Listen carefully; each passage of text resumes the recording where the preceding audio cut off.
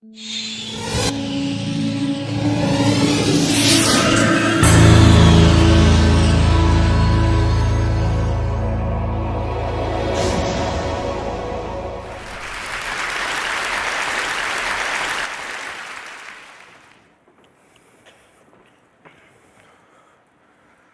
so many of you.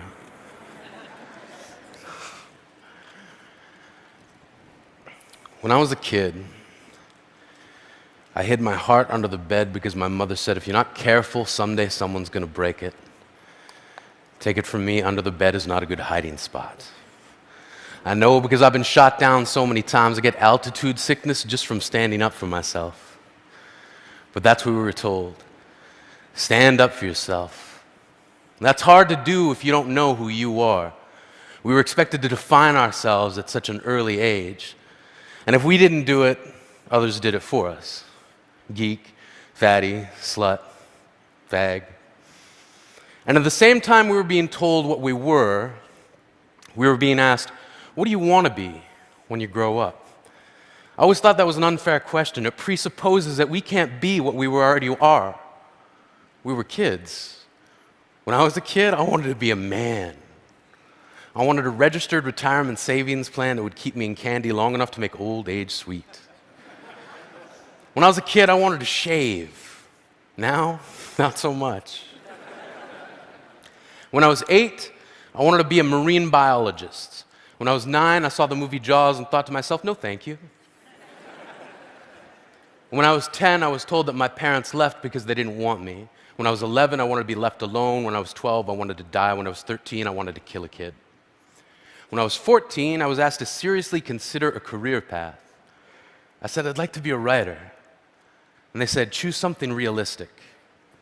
So I said, professional wrestler. And they said, don't be stupid. See, they asked me what I wanted to be, then told me what not to be. And I wasn't the only one.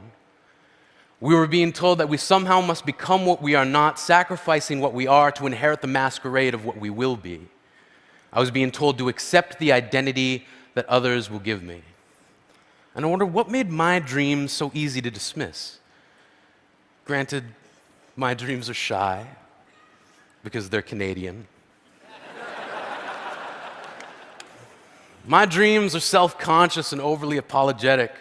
They're standing alone at the high school dance, and they've never been kissed. See, my dreams got called names too. Silly, foolish, impossible. But I kept dreaming. I was going to be a wrestler. I had it all figured out. I was going to be the garbage man. My finishing move was going to be the trash compactor. My saying was going to be, I'm taking out the trash.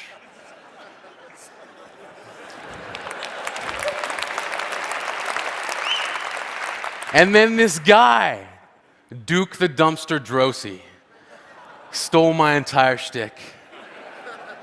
I was crushed, as if by a trash compactor. I thought to myself, what now? Where do I turn? Poetry. Like a boomerang, the thing I loved came back to me. One of the first lines of poetry I can remember writing was in response to a world that demanded I hate myself. From age 15 to 18, I hated myself for becoming the thing that I loathed, a bully. When I was 19, I wrote, I will love myself despite the ease with which I lean toward the opposite. Standing up for yourself doesn't have to mean embracing violence. When I was a kid, I traded in homework assignments for friendship, then gave each friend a late slip for never showing up on time, and in most cases, not at all. I gave myself a hall pass to get through each broken promise. And I remember this plan born out of frustration from a kid who kept calling me Yogi, then pointed to my tummy and said, too many picnic baskets. Turns out it's not that hard to trick someone. And one day before class, I said, yeah, you can copy my homework. And I gave him all the wrong answers that I'd written down the night before. He got his paper back expecting a near-perfect score and couldn't believe it when he looked across the room at me and held up a 0. I knew I didn't have to hold up my paper of 28 out of 30, but my satisfaction was complete when he looked at me puzzled, and I thought to myself, smarter than the average bear.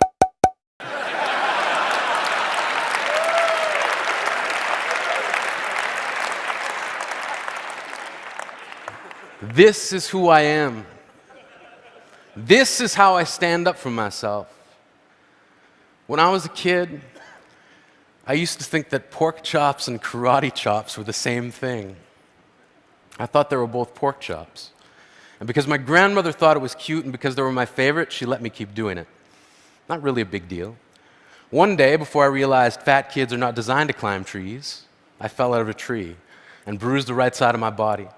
I didn't want to tell my grandmother about it because I was scared I'd get in trouble for playing somewhere I shouldn't have been. A few days later, the gym teacher noticed the bruise and I got sent to the principal's office. From there, I was sent to another small room with a really nice lady who asked me all kinds of questions about my life at home. I saw no reason to lie. As far as I was concerned, life was pretty good. I told her whenever I'm sad, my grandmother gives me karate chops.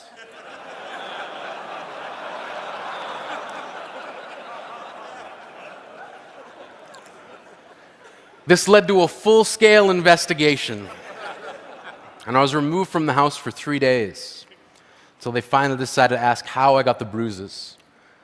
News of this silly little story quickly spread through the school, and I earned my first nickname, Pork Chop. To this day, I hate pork chops. I'm not the only kid who grew up this way, surrounded by people who used to say that rhyme about sticks and stones, as if broken bones hurt more than the names we got called, and we got called them all. So we grew up believing no one would ever fall in love with us, that we'd be lonely forever, that we'd never meet someone to make us feel like the sun was something they built for us in their tool shed. So broken heartstrings bled the blues, we tried to empty ourselves so we'd feel nothing. Don't tell me that hurts less than a broken bone. That an ingrown life is something surgeons can cut away, that there's no way for it to metastasize. It does. She was 8 years old, our first day of grade 3 when she got called ugly. We both got moved to the back of class so we would stop getting bombarded by spitballs. But the school halls were a battleground. We found ourselves outnumbered day after wretched day. We used to stay inside for recess because outside was worse. Outside, we'd have to rehearse running away or learn to stay still like statues, giving no clues that we were there. In grade 5, they taped a sign to the front of her desk that read, "Beware of dog." To this day, despite a loving husband, she doesn't think she's beautiful because of a birthmark that takes up a little less than half her face. Kids used to say she looks like a wrong answer that someone tried to erase but couldn't quite get the job done. And they'll never understand that she's raising 2 kids whose definition of beauty begins with the word mom. Because they see her heart before they see her skin, because they've never always been amazing. He was a broken branch grafted onto a different family tree. Adopted, not because his parents opted for a different destiny. He was 3 when it became a mixed drink of 1 part left alone and 2 parts tragedy. Started therapy in 8th grade. Had a personality made up of tests and pills. Lived like the uphills were mountains and the downhills were cliffs. 4/5 suicidal, a tidal wave of antidepressants, and an adolescent being called pauper. 1 part because of the pills, 99 parts because of the cruelty. He tried to kill himself in grade 10 when a kid who could still go home to mom and dad had the audacity to tell him, "Get over it." As if depression is something that could be remedied by any of the contents found in a first aid kit. To this day, he is a stick of TNT lit from both ends, could describe to in detail the way the sky bends in the moments before it's about to fall. And despite an army of friends who all call him an inspiration, he remains a conversation piece between people who can't understand. Sometimes being drug-free has less to do with addiction and more to do with sanity. We weren't the only kids who grew up this way. To this day, kids are still being called names. The classics were, "Hey stupid," "Hey spaz." Seems like every school has an arsenal of names getting updated every year. And if a kid breaks into school and no one around chooses to hear it, they make a sound. They're just background noise from a soundtrack stuck on repeat when people say things like, "Kids can be cruel." Every school was a big top circus tent. And the pecking order went from acrobats to lion tamers, from clowns to carnies, all of these miles ahead of who we were. We were freaks. Lobster claw boys and bearded ladies.